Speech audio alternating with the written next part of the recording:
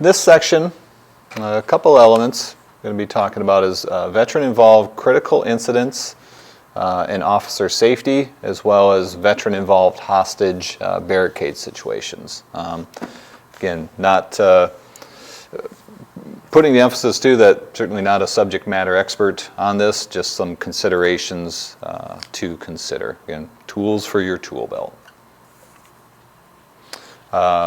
There's just a short video here. I'm going to show an individual, struggling, having a flashback, and putting him back in the present day, and then reaching out to the veteran crisis line that will be talked about in future slides.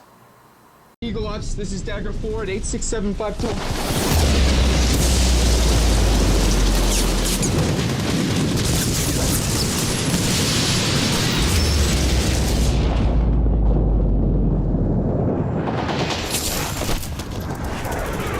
Come in! This is Sergeant Walker, separated from my element. Troops in contact, taking heavy fire, need backup now!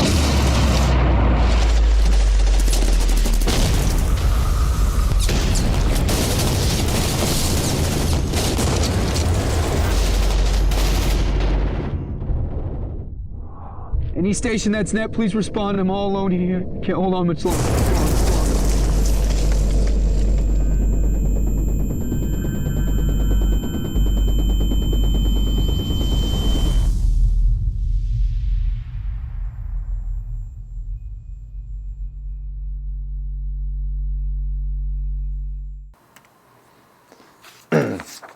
So, as far as officer safety considerations, specifically with firearms, veterans are going to be quite familiar and proficient, obviously, with weapons, especially those that they used while in the military.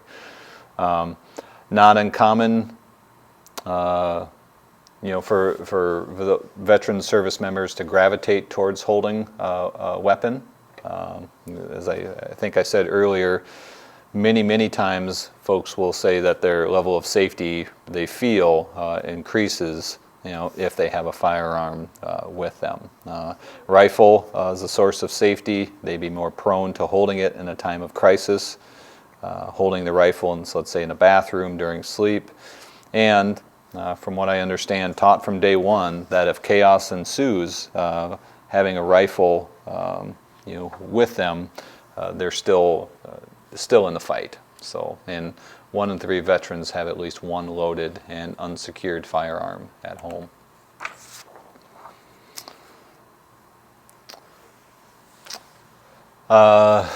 Military skills, taught over and over through learning. We kind of think back to the idea of hostile attributions, with the amygdala and how quickly things can get paired. So the emphasis here is placing on detecting threat, whereas complacency going to lead to death and death of self and potentially of others. So the way of thinking becomes second nature and saves lives, quick thinking in combat zones. Shots fired. So want to point out with this slide the difference of understanding ambush attacks or avenues of approach. So with law enforcement tactics, again, from what I understand, not being law enforcement may center around creating distance, seeking cover. Military tactics, however, include locating, close with, and destroying the enemy by fire or maneuver. So potentially a much more active, maybe law enforcement, maybe more, again, creating that distance and seeking cover. So just understanding differences as far as those ambush tactics. A little bit about barricade situations. So percentage, veterans involved in about 5% of all hostage incidents from 1990 to 2003. However, doubled that since 2003 to 2016. Veterans tend to target spouses or ex-spouses significantly more than non-veterans. And they've also determined that veterans involved in hostage situations are much more significant, or were significantly more likely to have prior suicide attempts or identified with mental health issues than their non-veteran counterparts. And veterans are twice as likely to complete suicide if in a barricade situation. Weapon type, as far as in barricade situations, veterans more likely to use a firearm, no surprise, during a hostage barricade situation, whereas non-military more likely to use a knife. Planned versus unplanned, vets are more likely to engage in planning, likely a result of their military training and experience, with emphasis on the importance of planning and preparation. Targets of violence, vets are only slightly more likely to target law enforcement, but more likely to target selected victims versus random. And again, those selected victims may very likely be spouses or ex-spouses. I'm going to talk a little bit more, though, focused here with our active listening skills or negotiation strategies. And I think these are just helpful skills no matter if it's a barricade, hostage situation, or just general active listening skills. Listen more than you talk. You can see by the picture there, it's a step, a ladder. Really starting out at the bottom, you're not going to get too much further without those active listening skills, because that then active listening leads to building a sense of empathy, or understanding. More empathy, understanding, that you have then gets portrayed to the veteran, which helps establish that rapport. The more rapport you have, the better position you're in to have a level of influence. And within that level of influence, you can then lead to some type of behavioral change. So trying to go from like the bottom to the top, too quick or skipping steps may not be ideal. But again, every situation is different. So utilizing these, if you're able, but again, nothing takes the place of safety overall. Reflecting is simply, repeating back or letting the person know kind of what you're hearing. Can also, though, let other officers on the scene know what's going on. Again, skillful active listening helps create or assist in gathering information and intelligence more effectively rather than asking questions. So, really listening in. Promoting a calm environment. Encouraging a sense of calmness in your voice, confident yet calm. So, if able, avoiding statements such as, I'm going to need you to calm down, or you're going to have to calm down, or I can't help you. Instead, statements such as, would you like me to stop talking for a minute so I can give you a moment to breathe?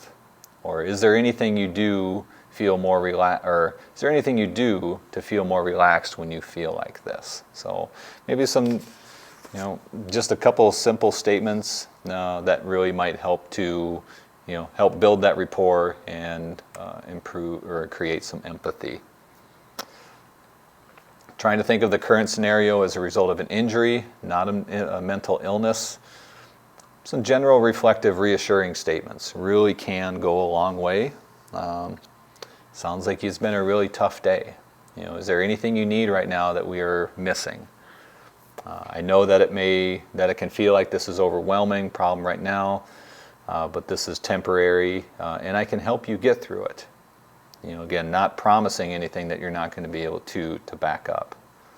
I'm going to do everything I can to help you right now. You're not in this alone. Ways to try to build some rapport. Are you a veteran? If so, maybe sharing, what you're comfortable sharing to help build that rapport. If not, do you have a veteran officer that can respond? In our experiences, veterans typically respond much better to assistance from others. Again, that camaraderie or just, that shared experience, can start to get established. If you're not a veteran, I don't try to fake it, because that's not going to do anything except for unravel, if you get caught per se, or the veteran kind of, starts catching on to it. Time is of essence, but also your friend. Suicide and other acts are impulsive. Every second, that you have can help to reduce that risk of harm to anybody else. And a couple stats there as far as the impulsivity factor with suicide. 24% who made near lethal suicide attempts decided to try to end their life less than 5 minutes before the attempt, whereas 70% made the decision within an hour. So if we can build in time, and help keep that person alive by engaging and talking to them, can really help to save lives.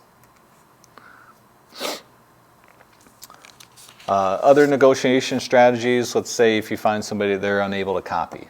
Potentially it could be due to a flashback or a dissociation. Less common, but it is possible.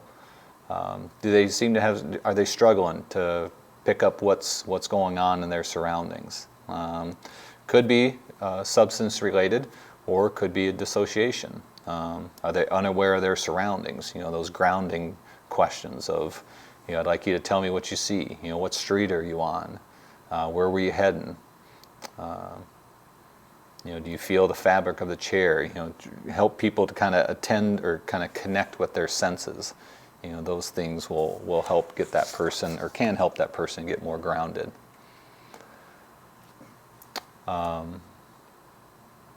And pointing out how looking at their present option. They in a crisis they may only see two options: life in prison or death. But what about going to the hospital? Maybe a veterans court. We'll talk some in a little bit about the veteran justice officer that we have at the Sioux Falls VA. Trying to get them connected to the county veteran service officer, maybe to see if there's something that can get upgraded in their discharge, or maybe they're eligible for some type of benefits that they're not fully accessing, or getting the VA involved. Maybe there's some some of the services at the VA that we can offer to help get that person to a better state of recovery. And again, kind of definitely want to point out the eligibility. Bottom line, VA is allowed to admit any veteran for humanitarian or in a mental health crisis. So that is the end of this section.